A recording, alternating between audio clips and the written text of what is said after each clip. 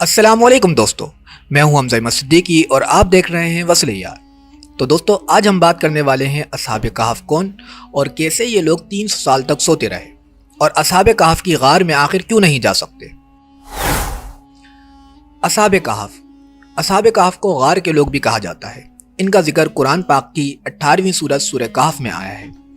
اصحاب کہف کا یہ دور رومن امپائر کا دور شمار کیا جاتا ہے، جب عیسائی مذہب حق اور سچ تھا اور یہودی رومیوں کے ساتھ مل کر عیسائی دین کے ماننے والوں پر ظلم اور ستم کے پہاڑ توڑ رہے تھے۔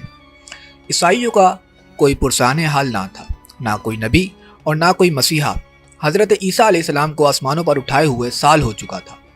یہ وہ پرفتن دور تھا کہ جب ایک خدا کی عبادت پر پابندی تھی۔ ایسے میں اللہ تعالیٰ نے چند نوجوانوں کے دلوں میں اپنی محبت کی آگ پیدا کی اور وہ خاموشی سے عیسائی دین میں داخل ہو گئے۔ یہ نوجوان جو کہ شہر افسوس کے رہنے والے تھے اور بڑے گھرانوں سے تعلق رکھتے تھے اور روم کی سلطنت کے اہم عہدوں پر فائز بھی تھے۔ اس شہر کا ظالم بادشاہ و جابر بادشاہ دقیانوس جو کہ مجوسی تھا اور خدا کے ماننے والوں پر ظلم کرتا تھا۔ اس کی بادشاہت میں یہودی تو علی الاعلان اپنی عبادت کرتے لیکن دین حق رکھنے والوں پر سزا عائد کی ہوئی تھی۔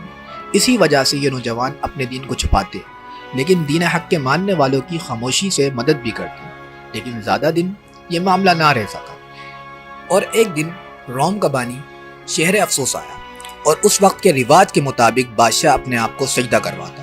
تو جب تمام شہر والوں کو جمع کیا گیا اور بادشاہ کو سجدہ کرنے کا حکم دیا گیا تو ان نوجوانوں نے سجدہ کرنے سے انکار کر دیا۔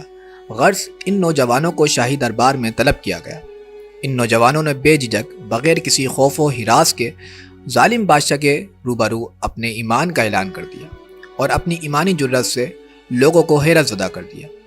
اس واقعے کو اللہ رب العزت نے کچھ یوں ارشاد فرمایا، اور ہم نے ان کے دل اس وقت مضبوط کر دیے جب وہ دربار میں بادشاہ کے روبرو جواب دہی یا دعوت دین کے لیے کھڑے ہوئے تھے۔ تو انہوں نے اپنے پروردگار سے یوں دعا کی کہ اے ہمارے رب، تو ہی ہے جو آسمانوں اور زمینوں کا پروردگار ہے۔ ہم تجھ کو چھوڑ کر کسی غیر کی بندگی نہ کریں گے، اور اگر ہم ایسا کریں تو یقیناً ہم بہت بے جا بات کرنے والے ہوں گے۔ یہ ہماری قوم جو معبود حقیقی کو چھوڑ کر دوسرے فرضی معبودوں کو اختیار کیے ہوئے ہے، یہ ان کے معبود حقیقی ہونے پر کوئی واضح دلیل کیوں پیش نہیں کرتی؟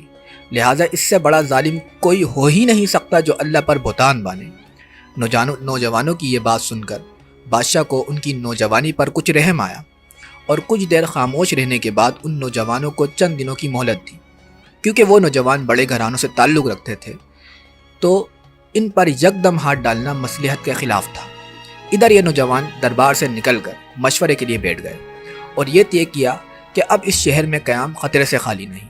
مناسب یہ ہے کہ کسی قریبی غار میں روپوش ہو جائیں اور واپسی کے لیے کسی مناسب وقت کا انتظار کریں، اور اس طرح یہ نوجوان شہر افسوس کو چھوڑ کر نکل پڑے اور چلتے ہوئے ایک گاؤں میں پہنچے جس کا نام الرقیم بتایا جاتا ہے۔ تو وہ نوجوان آپس میں کہنے لگے کہ تم نے اپنی قوم کو چھوڑا، ان کے باطل معبودوں سے گریز کیا، اور یہ معلوم ہے کہ دوبارہ انہی میں واپس ہونے اور اپنے گھروں کو لوٹنے میں خیر نہیں، کیونکہ وہ لوگ پھر اپنے دین اختیار کرنے پر مجبور کریں گے۔ لہٰذا اب ہمیں کسی غار میں ٹھکانہ پکڑ لینا چاہیے۔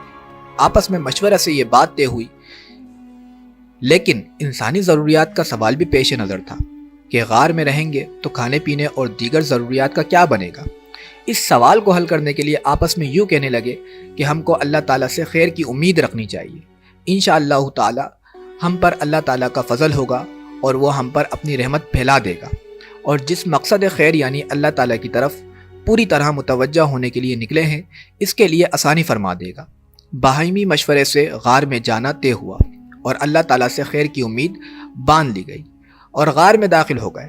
غار میں داخل ہونے کے بعد ان پر اللہ تعالیٰ نے نیند کا غلبہ پیدا کر دیا اور وہ سو گئے۔ تو دوستو، اصحاب کہف اس طرح 300 سال تک سوتے ہی رہے، اور جب اللہ تعالیٰ نے ان کو بیدار کیا تو حضرت عمران یعنی حضرت عیسیٰ علیہ السلام کے نانا کی پیشگوئی پوری ہوئی کہ روم کی سلطنت مجوسی سے عیسائی مذہب میں تبدیل ہو چکی تھی۔ روم کا ایک بادشاہ جو عیسائی ہو گیا تھا، جس کی وجہ سے مکمل روم اب عیسائی مذہب کے ماننے والے تھے۔ بہرحال یہ نوجوان جب بیدار ہوئے تو ان میں سے ایک نوجوان کھانے کی تلاش میں شہر واپس گیا تو اس نے دیکھا کہ پورا شہر تبدیل ہو چکا ہے اور اب ایک خدا کی عبادت کی جاتی ہے۔ المختصر، اصحاب کہف لوگوں سے مل کر دوبارہ اس غار میں چلے گئے اور دوبارہ جا کر سو گئے، لیکن اس غار میں نہ ہی پہلے اور نہ ہی اب کوئی اس غار میں جا سکتا ہے، کیونکہ اللہ رب العزت نے دنیا کی سب سے عظیم ہستی کو بھی ان کا مشاہدہ کرنے سے منع فرما دیا۔ اللہ تعالیٰ قرآن میں ارشاد فرماتا ہے لَوِ اطَّلَعْتَ عَلَيْهِمْ لَوَلَّيْتَ مِنْهُمْ فِرَارًا وَلَمُلِئْتَ مِنْهُمْ رُعْبًا، یعنی اگر آپ ان کو دیکھیں گے تو آپ ان سے بھاگیں گے اور رعب اور ہیبت سے مغلوب ہو جائیں گے۔ تو کیسے کوئی آدمی اس غار میں جا سکتا ہے؟ اسی طرح ایک روایت ابن جریر کی ہے کہ حضرت معاویہ نے غزوۃ المدیق کے موقع پر اس غار میں کچھ آدمیوں کو ان کا مشاہدہ کرنے کے لیے بھیجا، یعنی اصحاب کہف کا۔ لیکن جیسے ہی وہ غار کے پاس گئے اور اندر جانے کی کوشش کی تو اللہ تعالیٰ نے ان سب پر ایک سخت ہوا بھیج دی، جس سے وہ سب باہر پھینک دیے گئے۔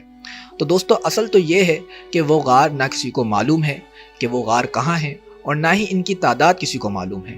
آج کل جو غار ہم کو دکھائی جاتی ہے وہ اصحاب کہف کی غار نہیں ہے، کیونکہ اللہ تعالیٰ نے سورج کو بھی یہ حکم دیا ہے کہ وہ کنی کترا کر نکلے اور ڈوبے۔ تو اللہ کیسے پسند فرمائے گا کہ اس کے خاص بندوں کو کوئی جا کر تکلیف پہنچائے؟